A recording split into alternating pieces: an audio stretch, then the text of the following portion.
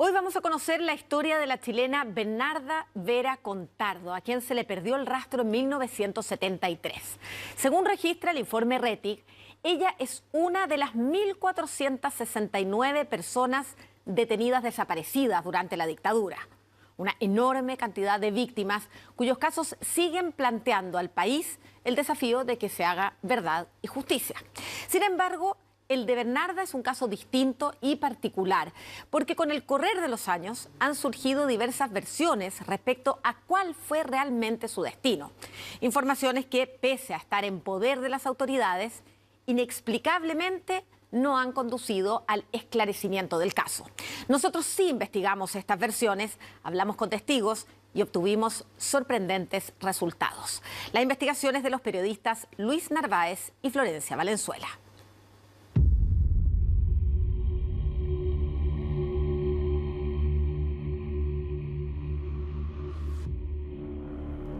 El caso de la Bernardita para mí es terrible.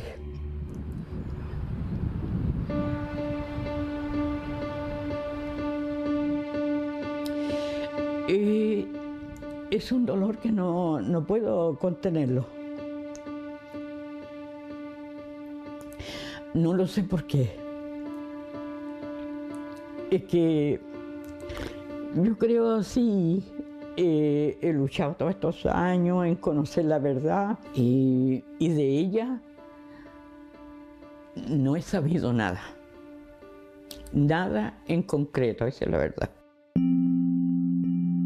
El paradero de Bernarda Vera Contardo ha sido por años un misterio. Vivió en El Tume, una localidad ubicada en la región de Los Ríos, muy cerca de Panguipulli, hasta 1973. A Bernarda se le recuerda como una mujer feminista adelantada a su época. Con ella, por ejemplo, algunas mujeres habían aprendido que el hombre también podía cuidar a los niños, que podía ayudar a lavar la loza, para que ellas pudieran hacer algún tipo de otras actividades acorde al momento histórico que se estaba viviendo en ese entonces acá en el territorio. Tenía 26 años cuando dejó atrás su vida en Valdivia y a una pequeña hija a cargo de sus abuelos para hacer clases en una escuela rural de Puerto Fuy. Era profesora normalista, tal parece ser la huella que dejó que hasta un poema escribieron en su nombre. A Bernarda Vera, tu voz sonaba fuerte, enseñando en la vida de quienes aún no entienden por qué la muerte te alcanzó. Existen dos versiones sobre lo que pasó con esta mujer que llegó en 1972 a Puerto Fuy para trabajar en el complejo maderero forestal Panguipulli, una empresa estatal que surge luego de que 22 fundos fueran tomados y expropiados. Fuimos compañeras y amigas en aquellos años. Una mujer alegre, con muy buenas propuestas, de acuerdo a los tiempos que estábamos viviendo. Estuvo reiteradas veces en mi casa. Tenía su trabajo más político. Yo compartía con ellos. Y el que trabajaba directamente más político con ellos era mi compañero, porque todos eran del MIR. A Bernarda Vera también la llamaban Anita. Ese era el apodo político que adquirió cuando se integró al MIR. Realmente yo la dejé de ver los días antes del golpe de Estado. Y esto ocurrió el 11 de septiembre del 73. Y de ahí no la he visto más. Son varios los relatos que durante años han sembrado la duda sobre si realmente fue ejecutada o ha permanecido con vida de manera oculta. Hay diferentes relatos. Dicen que fue vista en otros lugares, que fue vista en Brasil, y después el relato que se conoce es que es detenida y que después forma parte de los ejecutados en el puente del río Tolten.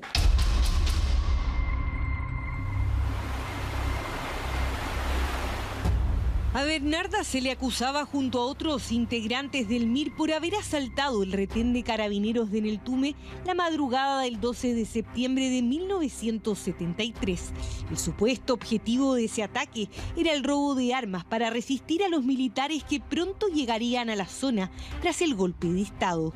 Un intento de asalto al retén, principalmente con bombas Molotov, pero la dictadura lo levanta como una gesta heroica por parte de los carabineros. Pero después también la justicia transicional ha dejado en claro que los mismos carabineros fueron enviados por sus superiores a hacer disparos contra el retén, a hacer este montaje. Así se ve hoy el lugar de los hechos. Ya no existe el retén, pero hay un memorial que recuerda a los ejecutados por haber participado en dicho asalto, aunque algunos dudan de que Bernarda fuera parte de esa operación. Ella no estaba en el asalto al retén, pero sí formaba parte del grupo de muchachos que marcharon hasta el frontis del retén en ese momento. ¿Sí se le buscó por eso? Se le buscaba por eso porque, claro, como se le buscó a muchas otras personas más que tampoco estuvieron en ese momento acá, pero sin embargo igual se le persiguió. La versión oficial, la redactada en el informe Rettig, elaborado en Democracia en 1991, sostiene que Bernarda Vera presumiblemente fue detenida, fusilada sobre un puente del río Tolten y hecha desaparecer por los militares en octubre de 1973 junto a 15 personas más. Pero la otra versión, que incluso cuenta un amigo del MIR, José Bravo, es que ella nunca fue detenida. Supuestamente, Bernarda o Anita escapó con él y otros militantes a la montaña.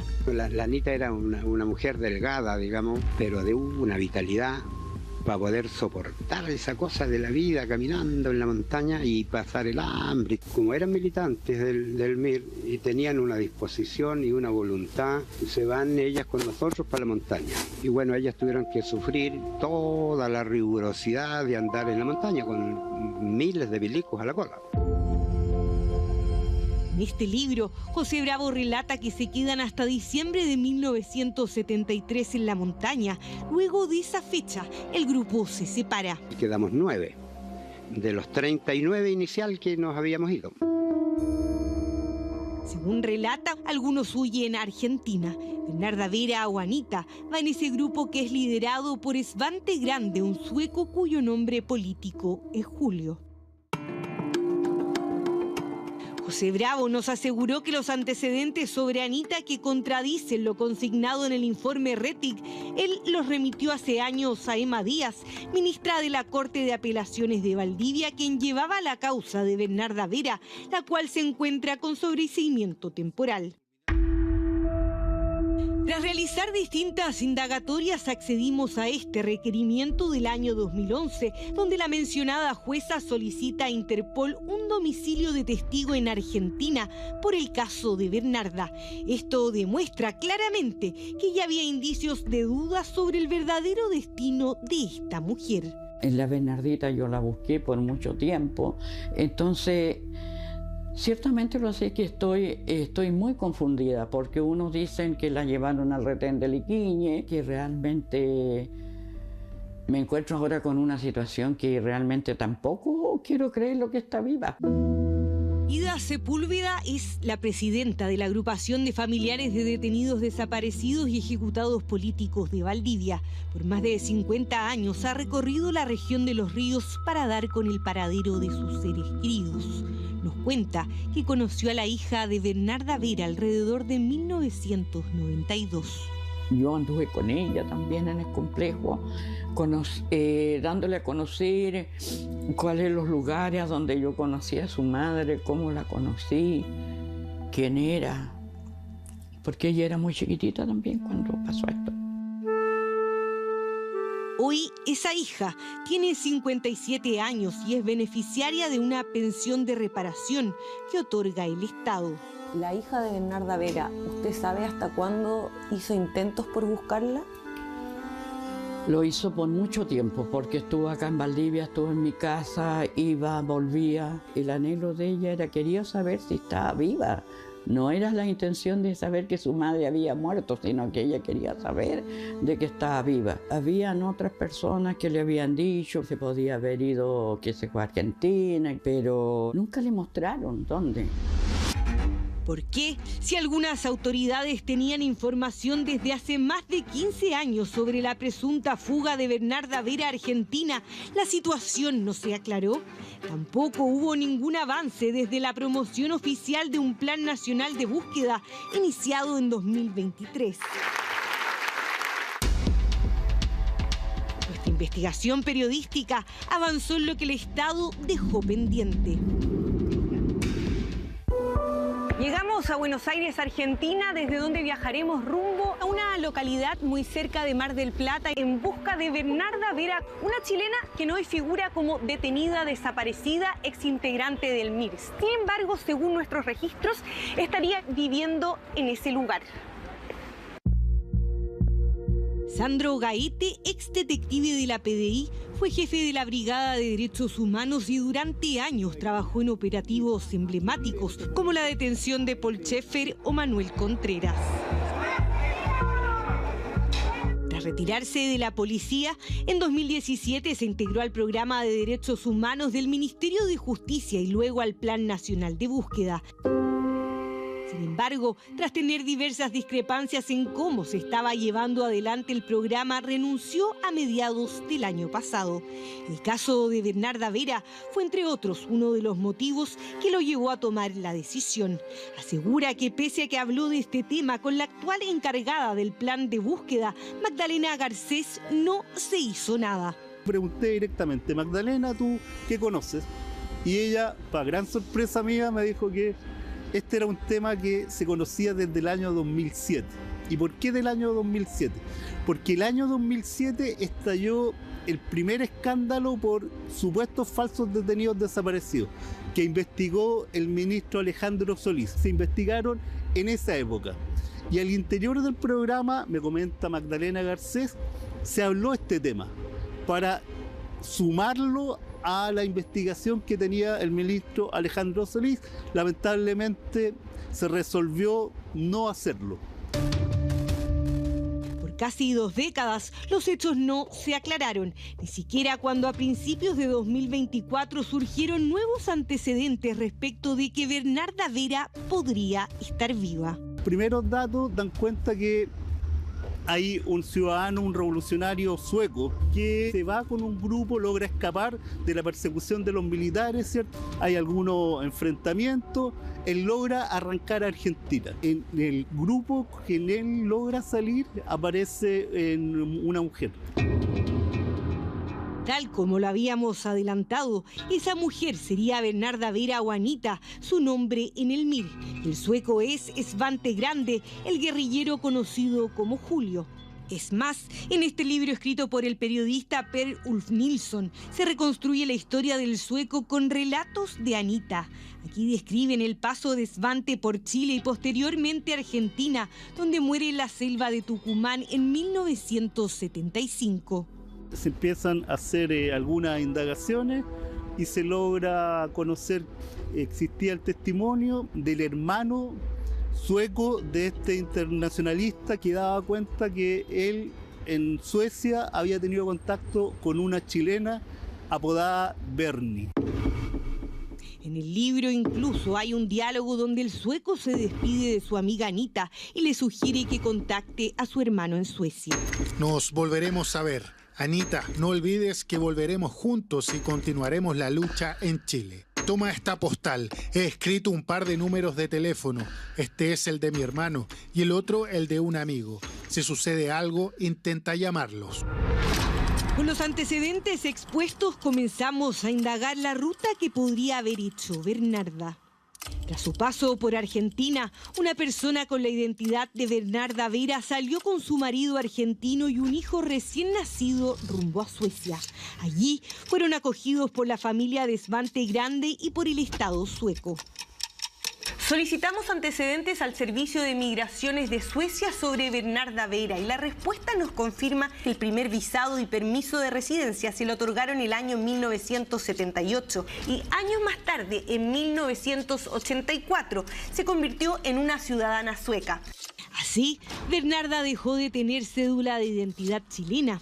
En conversación con Chilevisión Noticias, el autor del libro sobre Svante Grande y el propio hermano del guerrillero sueco nos aseguraron que Bernarda Vera es quien había sido conocida como Anita y que perdieron contacto con ella hace más de 30 años, pues al parecer habría retornado desde Suecia a Argentina.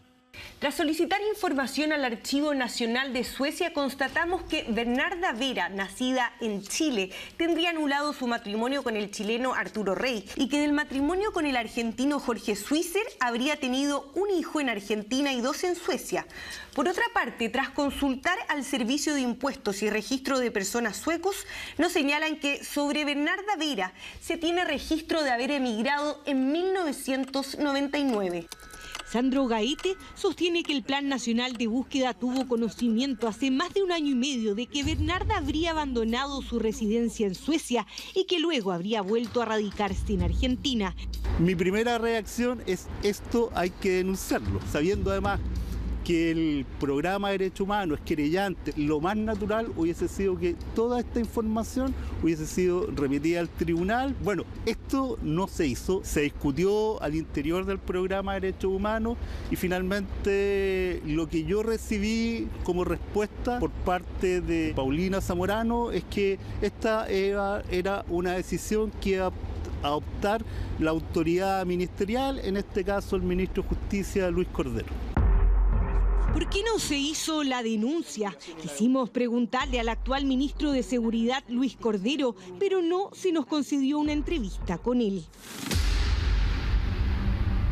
Retomamos la búsqueda de Bernarda Vera en Argentina. Decidimos, con todos los antecedentes que hemos recopilado durante meses y que indican que Bernarda Vera habría retornado a Argentina en 1999, ir a aclarar el misterio.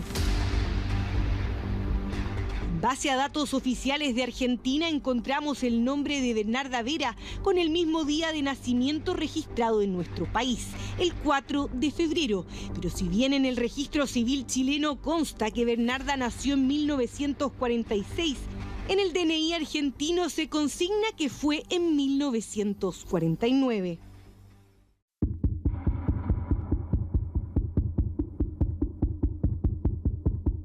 Hemos llegado a Miramar, una localidad muy cerca de Mar del Plata, aquí en Argentina. En esta ciudad de 33.000 habitantes, según nuestros antecedentes, viviría la chilena Bernarda Vera Contardo desde la década de los 90, al parecer con uno de sus hijos y nietos.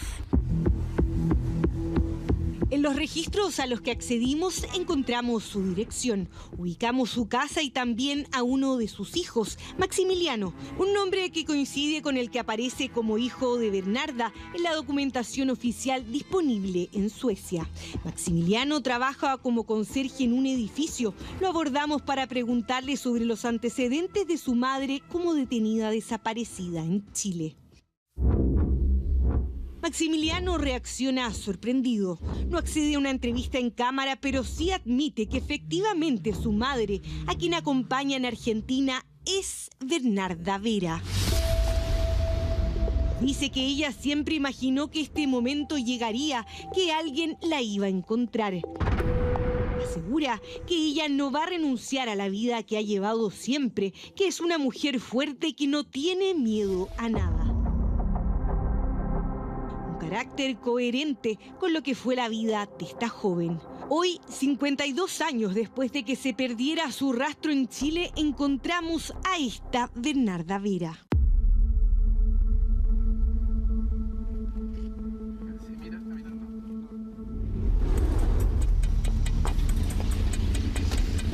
Señora Bernarda. Sí. Hola, ¿cómo está? Yo soy de Chile, periodista de Chilevisión, de un canal de Chile. Quería ver si podía hablar con usted para saber de su historia. ¿Pero podemos hablar sin cámara? Solamente queremos hablar con ella, que nos cuente su historia. Es que estamos haciendo un reportaje sobre su caso. Entender solamente por qué figura como una detenida desaparecida. Están pasando por encima de las personas. No, pero podemos conversar sin cámara. La policía. Así es simple. Esta vez nada. Por favor, ya la persona que vino sabe lo que yo pienso. Bernarda dice que no quiere hablar de su pasado. Su hijo reafirma que ella solo quiere tener una vida en paz.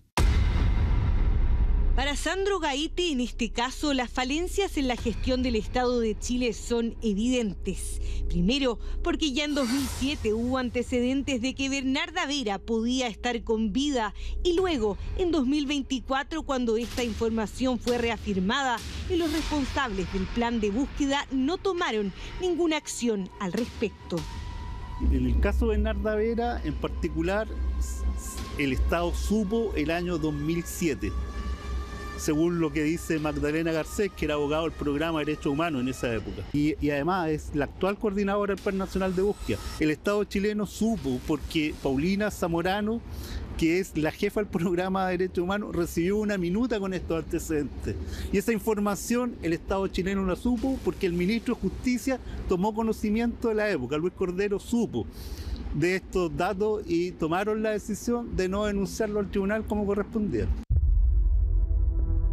Ni Luis Cordero, ni Paulina Zamorano, ni Magdalena Garcés accedieron a hablar con Chilevisión Noticias. El Ministerio de Justicia y Derechos Humanos decidió designar a la actual subsecretaria para responder a nuestras preguntas. La primera información documental que nosotros recibimos, concreta, fue en mayo de este año. Justo cuando nosotros empezamos a investigar. No tengo conocimiento de cuándo ustedes comenzaron la investigación. Entonces el año pasado no tuvieron nada concreto, nunca a través de un oficio recibieron algo que hiciera pensar que realmente podía estar viva. Por oficio, prueba documental, no, ninguna.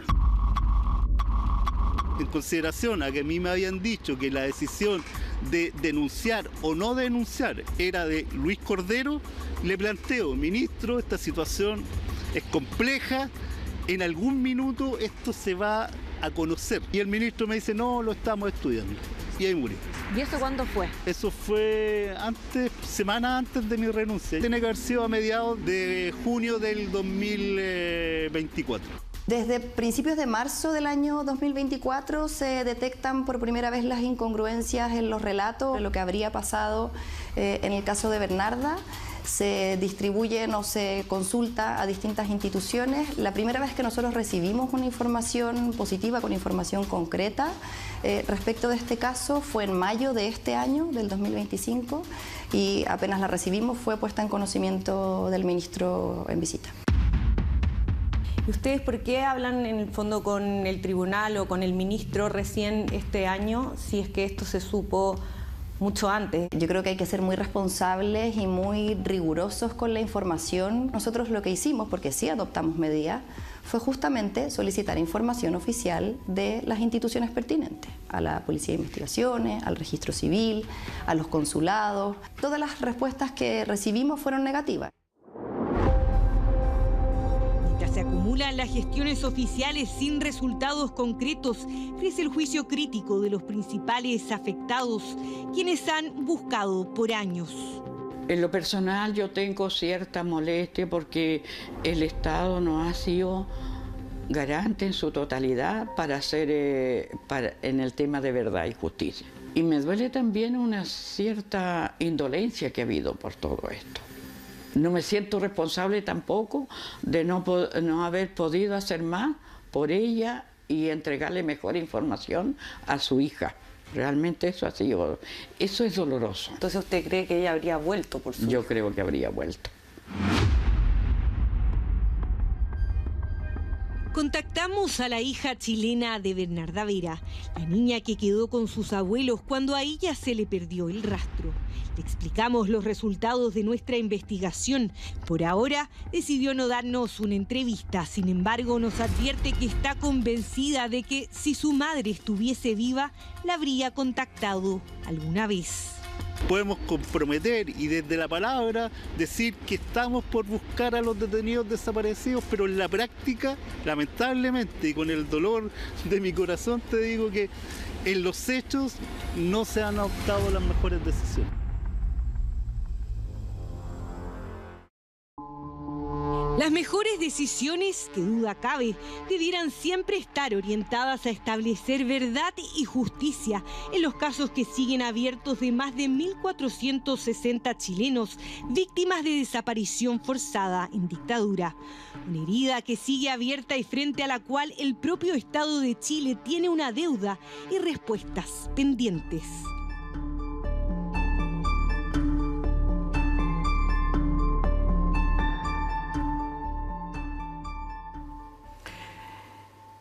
Según los antecedentes que aquí hemos visto, la misma información que recibió nuestro equipo para iniciar esta investigación estaba en conocimiento de altos funcionarios. Sin embargo, por alguna razón, no hubo gestiones oficiales con resultados concretos conocidos, como los que les hemos mostrado en este reportaje. Aunque pedimos entrevistas con esas autoridades, no obtuvimos sus respuestas, pero seguiremos dispuestos a recogerlas porque hay muchas personas que las esperan. Estas son imágenes que causaron